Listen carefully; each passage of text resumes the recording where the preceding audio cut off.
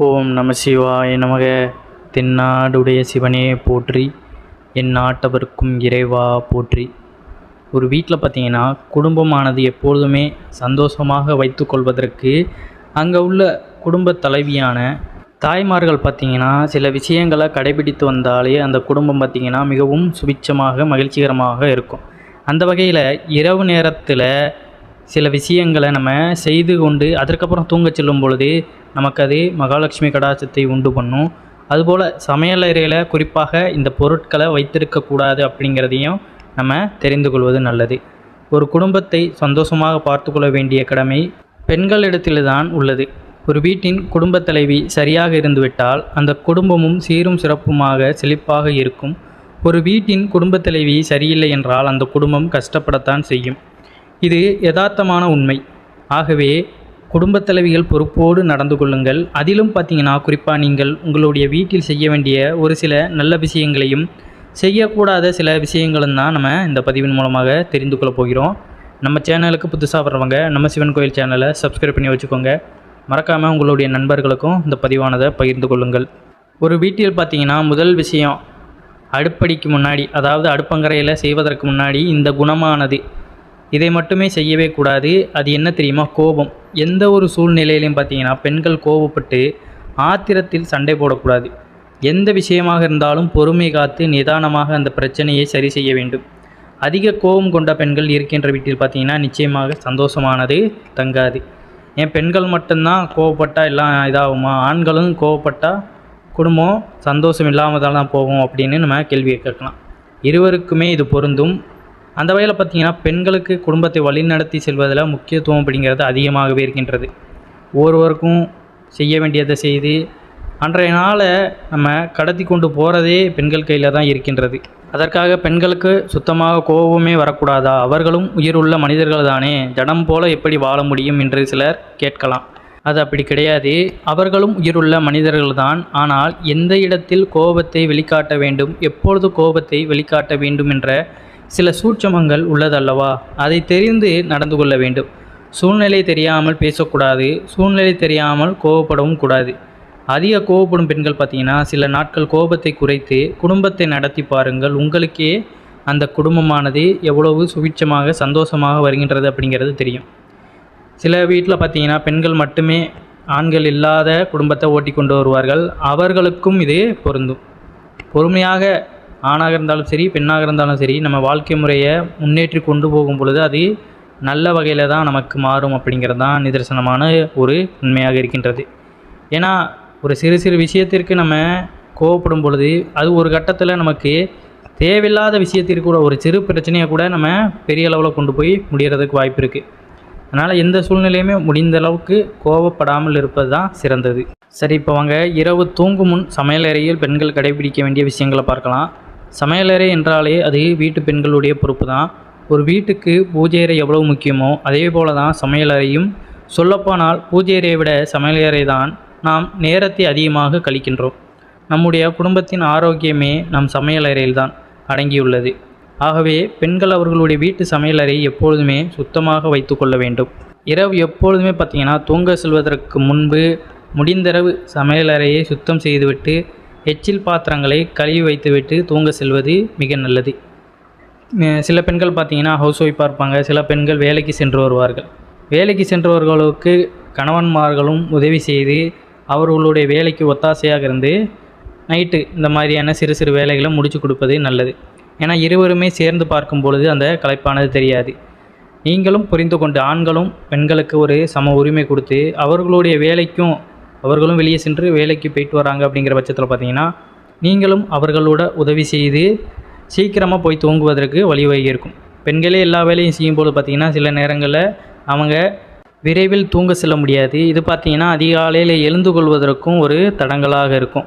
அப்போ அன்றைய வேலை செய்வதற்கும் அவர்களுக்கு ரொம்ப ஒரு டயர்ட்னஸாக இருக்கும். அங்கே போய் தூங்கி விழுந்துக்கிட்டு இருப்பாங்க. அதனால் பார்த்திங்கன்னா வேலைக்கு சென்ற பெண்களுக்கு கணவன்மார்கள் அவர்களுடைய வீட்டில் இருப்பவர்கள் பார்த்திங்கன்னா உதவி செய்வது நல்லது. வீட்டிலே இருக்கின்ற பெண்கள் நைட்டு தூங்குவதற்கு முன்னாடி அடுப்பங்கரையில் உள்ள எச்சில் பாத்திரங்களை கழுவிட்டு அதற்கப்புறம் தூங்க செல்வது நல்லது. ஏனென்றால் பார்த்திங்கன்னா இரவு நேரத்தில் மகாலட்சுமி நம்மளுடைய வீட்டில் வந்து சமையலறையை எட்டி பார்ப்பார்கள் அப்படிங்கிறது ஐதீகம். அந்த நேரத்தில் அசுத்தமாக இருக்கின்ற பட்சத்தில் நமக்கு மகாலட்சுமி கடாட்சம் இருக்காது அப்படிங்கிறது தான் உண்மை. பிறகு பார்த்திங்கன்னா நம் வீட்டு சமையலறைக்கு ராத்திரி நேரத்தில் பார்த்திங்கன்னா முன்னோர்களும் வருவதாக நம்பிக்கை. ஆகவே எப்பொழுதுமே ஒரு சிறிய கிண்ணத்தில் கொஞ்சம் சாதம் போட்டு அதில் தண்ணீர் ஊற்றி கொஞ்சமாக உப்பு போட்டு அந்த கிண்ணத்தை மூடி ஸ்டவ்வுக்கு மேலே அடுப்புக்கு மேலே வைப்பது சிறப்பான பலனை தரும். சமையலறையை சுத்தமாக துடைத்து சமைத்த சாதமே இல்லாமல் விடக்கூடாது.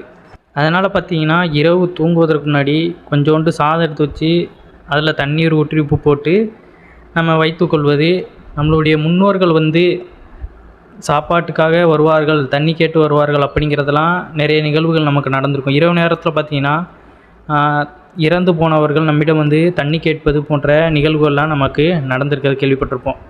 நம்ம கூட எடுத்து கோதி கொடுத்துருப்போம். இந்த மாதிரி நிகழ்வுகள் பார்த்திங்கன்னா நிறைய இடத்துல நடந்திருக்கு. அந்த வகையில் பார்த்திங்கன்னா அவர்கள் பசியோடு வரும் பொழுது இதை பார்த்து அந்த பசியாறுவார்கள் அப்படிங்கிறது நம்பிக்கை. அதனால் இரவு தூங்குவதற்கு முன்னாடி கிச்சனில் இந்த விஷயத்தை செய்யுங்கள். அதுபோல் பார்த்திங்கன்னா பக்கத்தில் ஒரு டம்ளர் தண்ணீர் திறந்தபடி வையுங்கள்.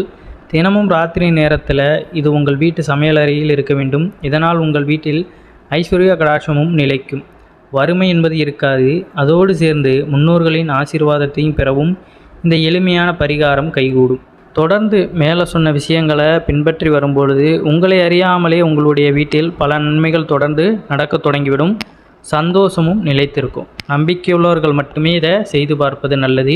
அதுபோல் பார்த்திங்கன்னா சமையலறையில் சில பொருட்கள் வைப்பதால் எதிர்மறை ஆற்றல்கள் அதிகரிக்கும் என்று வாஸ்து சாஸ்திரம் கூறுகிறது. அந்த வகையில் இந்த சில பொருட்களை சமையலறையில் தெரியாமல் கூட வைத்து விடாதீர்கள். அப்படி இருந்தால் அவற்றை உடனே அதற்குரிய இடத்தில் தேர்ந்தெடுத்து மாற்றிவிடுங்கள். இதனால் பார்த்திங்கன்னா குடும்பத்தில் தரித்திரியம் பிடிக்காமல் எதிர்மறை ஆற்றல்கள் அதிகரிக்காமல் இருக்கும். அப்படியான சில விஷயங்கள் என்னென்ன என்பதையும் இதோடு பார்க்கலாம். முன்பே சொன்னது போல தான் சமையலறை என்பது மிகவும் முக்கியமான ஒரு இடமாக இருக்கின்றது. இந்த இடத்துல வைக்கக்கூடிய பொருட்கள் ரொம்பவும் முக்கியமானது. நம் வீட்டில் இருக்கக்கூடிய எல்லா பொருட்களுக்குமே ஒவ்வொரு விதமான அதிர்வலைகளை உண்டாக்கக்கூடிய தன்மை கொண்டுள்ளது. எனவே சமையலறையில் இருக்கக்கூடிய இந்த 4 பொருட்கள் எதிர்மறை ஆற்றல்களை வெளியிடும் என்பதால் இவற்றை அப்புறப்படுத்தி விட வேண்டும் என்று வாஸ்து சாஸ்திரம் நம்மளுக்கு எச்சரிக்கை விடுக்கிறது. அந்த வகையில் பார்த்திங்கன்னா முதலாவதாக சமையலறையில் வைக்கக்கூடாத பொருள் துடைப்பம். வீட்டு பெருக்கிறது, அதாவது பெரும்பாலானோர் வீட்டில் சமையலறையில்தான் துடைப்பத்தை வைத்திருக்கின்றனர்.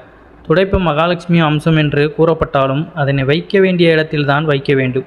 பூஜை அறையில் அல்லது சமையலறையின் நிலைவாசலில் கொண்டு போய் வைத்தால் வரக்கூடிய லட்சுமி தேவியும் கோபமடைவாள் என்பது ஐதீகம். எனவே துடைப்பத்தை சமையலறையில் இனி வைக்காதீர்கள். அதுபோல துடைப்பத்தை நிமிர்த்தி தான் வைக்க வேண்டும். யாருடைய கால்களிலும் படாதவாறு கூட்டி பெருக்க வேண்டும். துடைப்பம் தேய்ந்து போய்விட்டால் உடனடியாக அதனை தூக்கி போட்டு விட வேண்டும். தேய்ந்து போன துடைப்பத்தை நம்ம வைத்திருப்பது அது நம்மளுக்கு எதிர்வினை ஆற்றல்களை கொண்டு வரும். இப்படி செய்தால்தான் நமக்கு நன்மைகள் கொண்டு வரும். அதனால் துடைப்பத்தை அதற்கென்று ஒரு இடத்தை பார்த்து வைங்க. பிஞ்சிருச்சுன்னா அந்த துடைப்பத்தை முடிஞ்ச அளவுக்கு மாற்றிட்டு வேறு துடைப்பத்தை வாங்க பாருங்கள். அதுபோல் பார்த்திங்கன்னா சமையலறையில் உடைந்த கண்ணாடி பொருட்கள் இருக்கவே கூடாது. அது முகம் பார்க்கும் கண்ணாடியாக இருந்தாலும் சரி அல்லது சமையலுக்கு பயன்படுத்தும் கண்ணாடி டம்ளர்கள், கண்ணாடி சார்ந்த பொருட்கள் எதுவாக இருந்தாலும் சரி, உடைந்து போய்விட்டால் அதனை அப்புறப்படுத்தி விட வேண்டும். பிடிதானே இல்லை பயன்படுத்தலாம் என்று பயன்படுத்தாதீர்கள். அது எதிர்மறையான ஆற்றல்களை வெளியிடும். ஏன்னா உடைந்து போன பொருட்கள் பூராமே அது ஒரு வகையில் எதிர்மறையான ஆற்றல்களை கொடுக்கும் அப்படிங்கிறது தான் ஐதீகம். அதனால் முடிந்த அளவுக்கு பார்த்திங்கன்னா கண்ணாடி பொருட்களை நம்ம கிச்சனில் பயன்படுத்தும் பொழுது அதை உடைந்து விட்டால் நம்ம அதை தூக்கி போட்டு விடுவது தான் நல்லது. அதுபோல் பார்த்திங்கன்னா சில வீடுகளில் சமையலறையிலேயே குப்பை தொட்டியாக வைத்திருப்பாங்க. அப்படி வைக்கக்கூடாது. அந்தந்த நேரத்தில் சேகரிக்கும் சமையல் கழிவுகளை உடனுக்குடன் அப்புறப்படுத்தி விட வேண்டும். சிலர் நாள் முழுக்க குப்பை தொட்டி கழிவுகளை போட்டு கொண்டே வருவார்கள். அதை மறுநாள் தான் குப்பைக்கு கொண்டு செல்வார்கள். இதுபோல் ஒரு நாள் முழுவதும் சேகரிக்கும் குப்பை கழிவுகளை சமையலறையில் இருந்தால் அங்கு அன்னபூரணியின் வாசம் குறையும். இதனால் வறுமை உண்டாகும். எனவே இந்த தவறையும் தெரியாமல் செய்யாதீர்கள். ஏன்னா இதுவரையே நம்ம செய்கின்ற செயல்கள் எல்லாமே நமக்கு இவ்வாறு அப்படிங்கிறது தெரியாது. அதனால் தெரியாமல் செய்திருப்போம். அதற்கப்புறம் தெரிந்துருச்சு அப்படிங்கிற பட்சத்தில் நம்ம மாற்றி விடுவது நல்லது. ஏன்னா இதெல்லாம் நமக்கு எதிர்மறை ஆற்றல்களை விளைவிக்கும். நமக்கு தெரியாமலேயே நம்ம குடும்பத்தில் ஏதோ ஒரு சூழ்நிலையில் எதிர்மறையான ஆற்றல்கள் சூழ்ந்திருக்கும் பொழுது பார்த்திங்கன்னா நமக்கு துன்பங்கள் நேரிடும். வீட்டில் நம்ம ஒழுங்காக ஒரு பொருளையுமே கரெக்டாக வச்சுக்கிட்டாலே அதுவே நமக்கு நல்லபடியான வாழ்க்கை முறையை உண்டாக்கும். அதன் மூலியமாக தெய்வ கடாட்சமானது பெருகும் அப்படிங்கிறது தான் உண்மை. அதுபோல் பார்த்தீங்கன்னா துருப்பிடித்த இரும்பு பொருட்களையும் சமையலறையில் வைக்கக்கூடாது. கனமான ஆயுதங்கள் சமையலறையில் வைக்க வேண்டிய தேவையில்லை.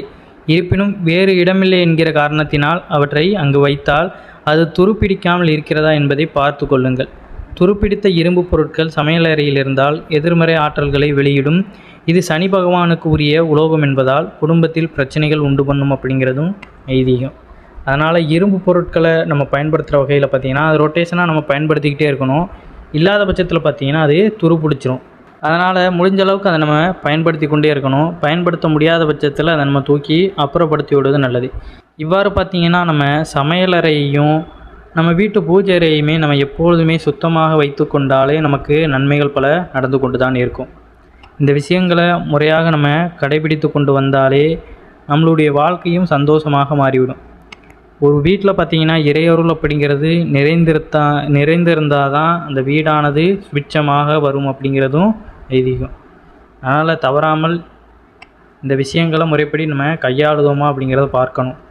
பார்த்து நம்ம ஒவ்வொரு விஷயங்களும் செய்வது அப்படிங்கிறது நம்மளுடைய குழந்தைகளுக்கும் நம்மளுடைய குடும்பத்திற்கும் நல்லது அப்படிங்கிறதுக்காக தான். ஆரோக்கியமான வாழ்க்கை, மன நிம்மதியான வாழ்க்கை எல்லாத்திற்கும் காரணம் நாம் செய்கின்ற செயல்கள் தான்.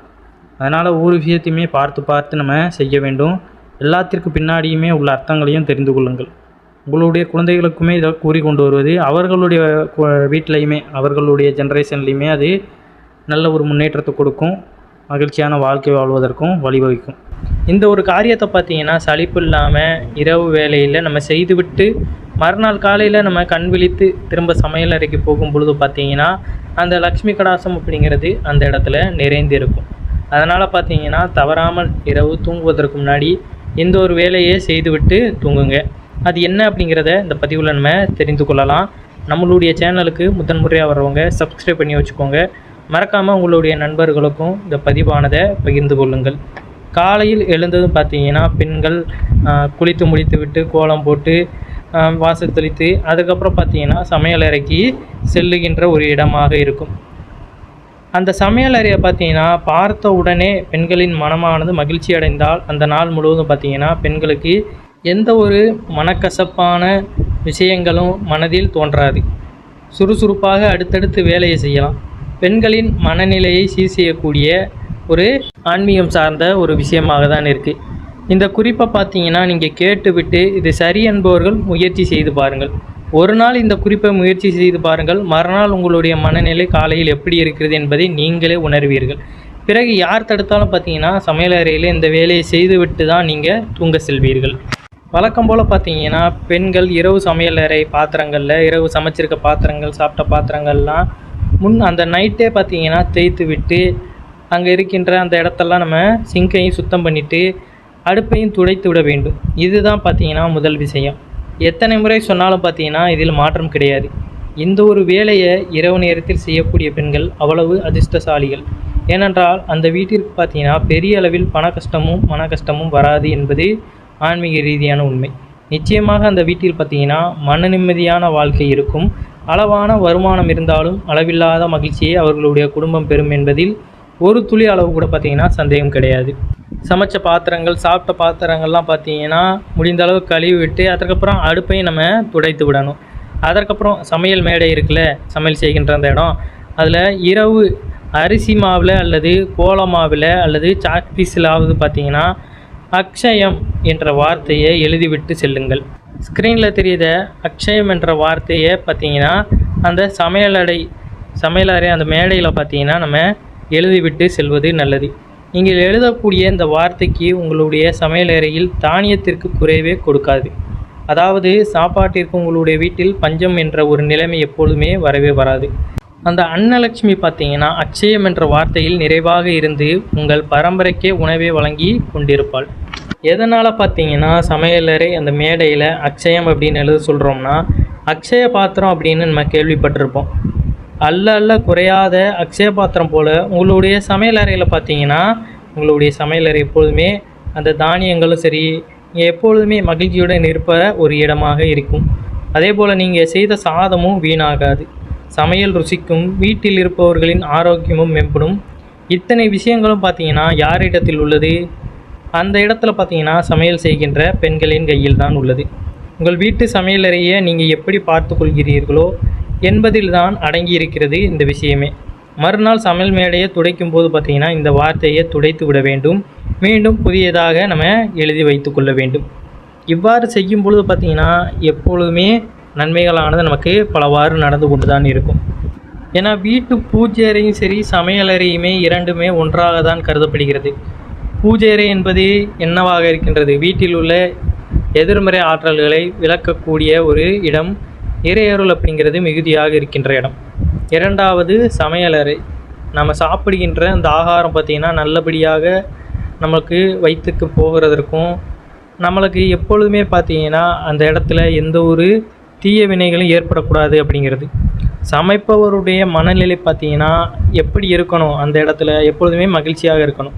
ஏனோ தானோன்னு வேண்டா வெறுப்புடன் நம்ம செய்யும்போது பார்த்திங்கன்னா அதை சாப்பிடும் மற்றவர்களுக்கு அந்த எதிர்வினைகள் அப்படியே போய் சேரும். இதனால் கூட பார்த்திங்கன்னா சில நேரங்களில் அவர்களுக்கு இந்த ஊட்டச்சத்து உடம்பு சரியில்லாமல் போகிறது இது கூட ஏற்படும். அதனால் பார்த்திங்கன்னா பெண்கள் இந்த மாதிரியான சிறு சிறு விஷயங்களை அக்கறையுடன் செய்யும் பொழுது வீட்டில் உள்ள அனைவருமே பார்த்திங்கன்னா என்றும் நலமோடு வளமோடு வாழ்வார்கள். ஏன்னா பெண்களுக்கு சமையல் விஷயமும் சரி பூஜை அறையில் செய்கின்ற பூஜை புனஸ்காரங்கள் சரி எல்லாத்திற்குமே அந்த கண்ணும் கருத்துமா எப்படி பண்ணணும் அப்படிங்கிறது தெரியும். ஆண்கள் பார்த்திங்கன்னா செய்தாலுமே நான் வீட்டில் உள்ள பெண்கள் அதை செய்வதற்கு தான் ஏற்றவர்களாக இருக்கின்றனர். அதிகாலையில் எழுந்து அவர்கள் ரெடியாகி மற்றவர்களையும் ரெடியாக்கி சமையல் செய்து சாப்பாடு கொடுத்து அவ்வாறான வேலைகளை பார்த்திங்கன்னா கருத்தோடு பெண்கள் அதை செய்யும் பொழுது அவர்களுக்காக இதை சொல்லப்படுவதுன்ற ஒரு விஷயமாக இருக்கின்றது. ஏன்னா நம்மளுடைய குடும்பம் நல்லா இருக்கணும் அப்படிங்கிறதுக்காக ஒவ்வொரு பெண்களும் இந்த ஒரு விஷயத்தை செய்வது மிக மிக சிறப்பான விஷயமாக இருக்கும்.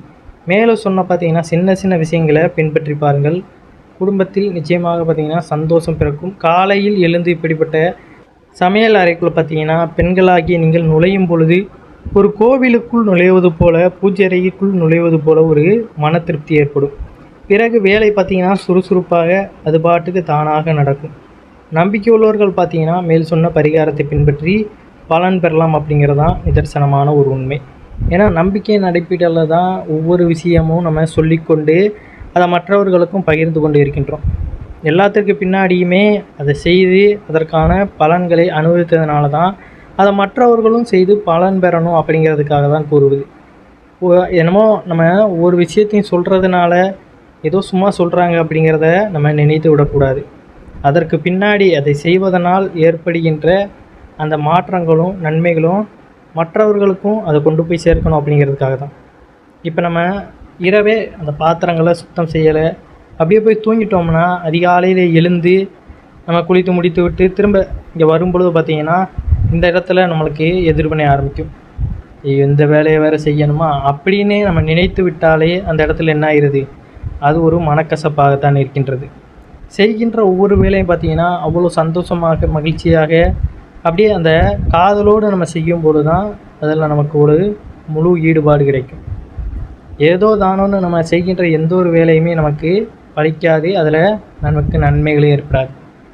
அதுவும் வீட்டில் செய்கின்ற இந்த 2 விஷயங்கள் பூஜை அறையில் பூஜை செய்வது சமையல் அறையில் சமையல் பண்ணுவது இந்த 2 விஷயங்களும் பார்த்திங்கன்னா பெண்கள் எப்பொழுதுமே நன்றாக கண்ணும் கருத்தோடு செய்யும் பொழுது குடும்பத்தில் உள்ளவர்களும் அவர்களும் சரி எப்பொழுதுமே நலமுடன் வாழ்வார்கள் அப்படிங்கிறது தான் நிதர்சனமான உண்மை.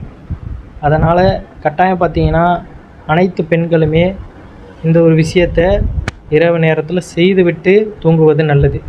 முடிந்தளவு பார்த்திங்கன்னா ஆண்களும் பெண்களுக்கு இந்த விஷயங்களில் உதவி செய்வது நல்லது. அவர்கள் கஷ்டப்படுறாங்க அப்படிங்கிற பட்சத்தில் நீங்களாக போய் அவர்களுக்கு கூடமாட ஏதாவது ஹெல்ப் பண்ணுவது மிகவும் நல்லது. வேலைக்கு போனாலுமே வீட்டில் உள்ள பெண்கள் பார்த்திங்கன்னா அதிக வேலைகள் செய்யலாம் செய்கிறாங்க. அதனால் இருவருக்குமே பார்த்திங்கன்னா ஒருவர் குறைந்ததும் கிடையாது தாழ்ந்ததும் கிடையாது. அதனால் இருவருமே ஒருவர் அனுசரித்து வேலைகளை பரிமாறிக்கொள்ளும் பொழுது குடும்பம் எப்பொழுதுமே பார்த்திங்கன்னா சந்தோஷமாக இருக்கும். அந்த புரிதல் இருக்கணும். ஒருத்தல் அந்த புரிதல் இருக்கணும். நம்மளாக இப்போ அவங்க வேலை செய்கிறாங்க அந்த இடத்துல நிறைய வேலை இருக்குது அப்படிங்கிற பட்சத்தில் நீங்களாக போய் அந்த வேலையை எடுத்து செய்யும் பொழுது பார்த்திங்கன்னா இன்னும் அந்த மகிழ்ச்சியானது அதிகமாகத்தான் இருக்கும். பரவாயில்ல நமக்காக இவங்க இருக்கிறாங்களா அப்படிங்கிற அந்த ஒரு மனதைரியமானது இருக்கும். அந்நேரம் பார்த்திங்கன்னா மகிழ்ச்சியானது அளவு கடந்து போகும். ஏன்னா நமக்காக ஒருத்தர் வந்து அன்பை பரிமாறி நம்ம கூட சேர்ந்து நமக்கு உதவி செய்யும் பொழுது நமக்கு அந்த சந்தோஷமானது மிகுதியாக இருக்கும். அதனால் ஆண்களாக இருந்தாலும் சரி, பெண்களாக இருந்தாலும் சரி, உங்கள் வீட்டுக்குள்ளேயே உங்கள் குடும்பத்திலேயே நீங்கள் ஒருவருக்கொருவர் ஒத்துழைத்து இருவருக்குள்ளேயுமே ஒவ்வொரு விஷயங்களையுமே பரிமாறி நீங்கள் செய்து கொள்வது இன்னும் சிறப்பான விஷயமாக இருக்கும். அதனால் மேற்கூறிய விஷயத்தை இன்றையிலிருந்து பார்த்தீங்கன்னா பெண்கள் தவறாமல் செய்து பாருங்கள். இரவு நேரத்தில் கட்டாயம் பார்த்தீங்கன்னா எல்லாத்தையுமே சுத்தம் பண்ணிவிட்டு, சமையல் அறை சுத்தம் பண்ணிவிட்டு மறுநாள் காலையில் அந்த இடத்துக்கு போங்க. அப்படியே நல்ல ஒரு லட்சுமி கடாசமாக உங்களுடைய மனமானது இருக்கும். அனைவரும் என்றும் இறையருள் பெற்று நலமுடன் வாழ வேண்டும். நன்றி, வணக்கம். ஓம் நம சிவாய நமக.